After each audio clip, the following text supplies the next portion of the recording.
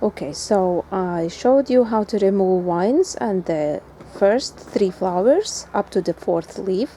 At the 4th leaf you leave the flowers, remove all the vines and manually wrap the plant around the string. But I want to show you another very important tip. When the cucumber grows, there is this main stem. Okay, I'll show you at the biggest plant. This is the main stem. You remove the 1, 2 and 3. The fourth leaf, the flower, the baby cucumber, you leave as it is.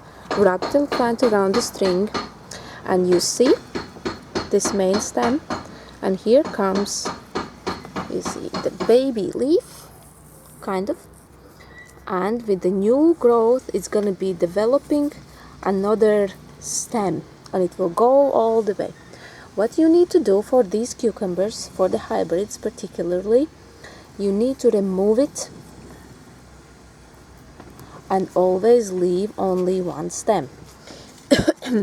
because if you will leave this stem what came out from here, another energy source will be directed here. So that means it won't have enough energy in new flower development. See? Since I'm doing this for a few years now, I have my eye trained and I already can see where is the new growth coming. You see, this is the baby flower, like a tiny baby cucumber with the flower at the end. It will open up, it's going to be beautiful yellow flower. But here is new growth, will be developing new stem. We don't want that. We take it off.